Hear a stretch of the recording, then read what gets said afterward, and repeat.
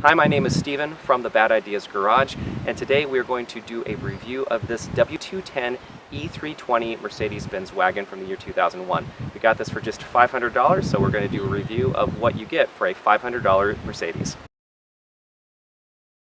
So yes, this car was just $500, and it had a couple things that we wanted to sort through because we wanted to prepare it to sell it to my friend's son. And that's what we get to go do tonight, is we're delivering it to him. And so we knew that the car had a check engine light on, we knew that it needed motor mounts, and we also found out later that it definitely needed a water pump. There are a couple of imperfections in this particular one, a little bit of paint issues on this, and some of the rims are not the best looking, but those are snow tires, and the body's pretty straight, which is really, really cool. The front end has a little bit of just imperfections, but that's to be expected. It has 250,000 miles on it. This is the wagon, and yes, it has the third row, and I'm going to demonstrate that for you now. Back here, it's really nice. There's cup holders, and there's a little bit of extra storage behind here. Unfortunately, there's no original med kit, but this just really easily pops on in. Try this again. There we go. Really easily pops in, puts that down. It's a two-handed job. There's a cargo cover. Here in the back is really nice. Definitely more than enough space for adults back here. I've ridden back here, and those are side impact airbags. Da, da, da, da.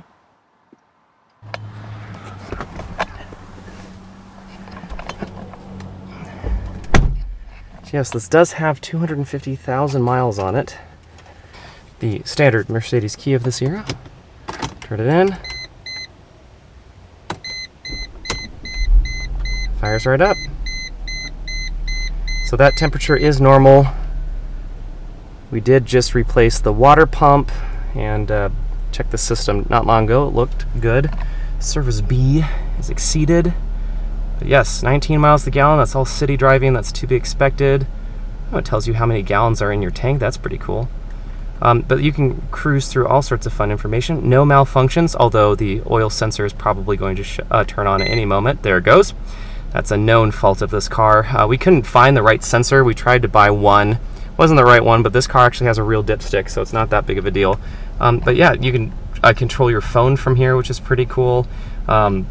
You have your usual lights, you have powered and memory seats, heated seats, automatic climate control with a filter setting, which is pretty cool. Stereo sounds good.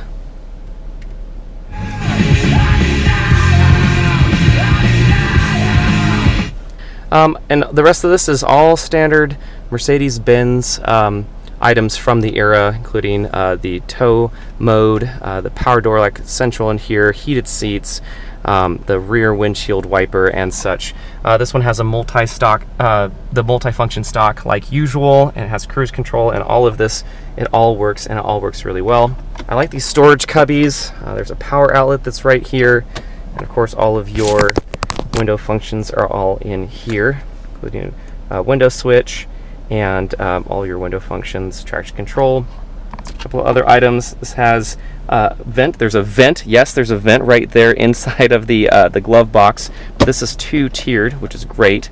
So you also have a smaller glove box up here. And this one, does it have? Oh, it does have a functioning cup holder. I know that a lot of these broke. The one in my Mercedes is broken, for example. So I'm going to very carefully put that back in, and I'm going to go like, oh, there we go. Very, very gently.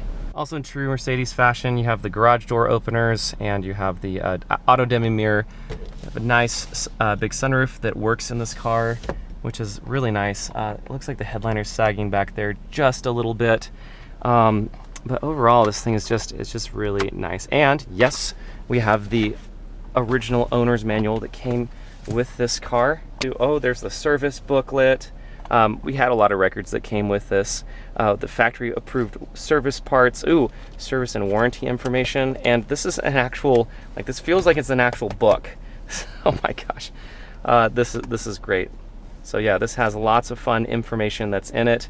Yeah, it goes into in-depth everything in this car, which is wild. So all the items we have the quick tips and reference guide for how to use a lot of the easier things in here.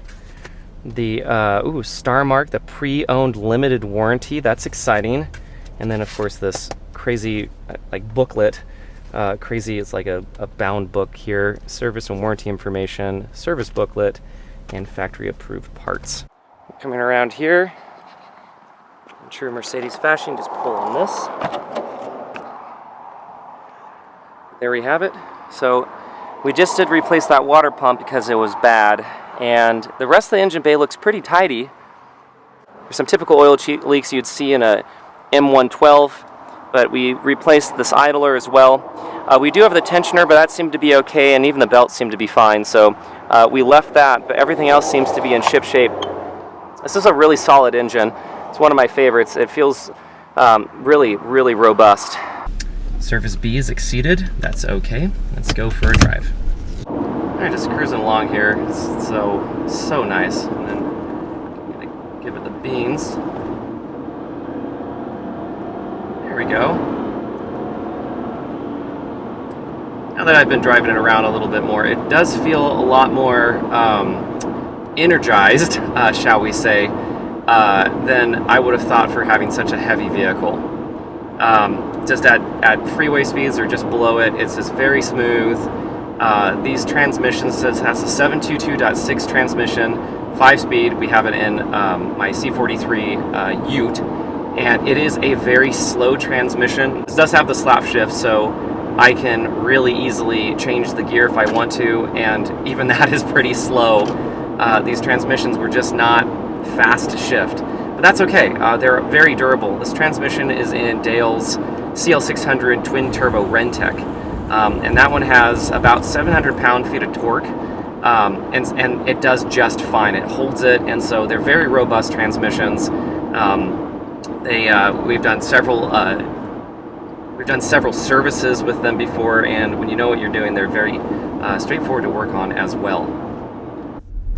This is a very, very smooth and very quiet drive.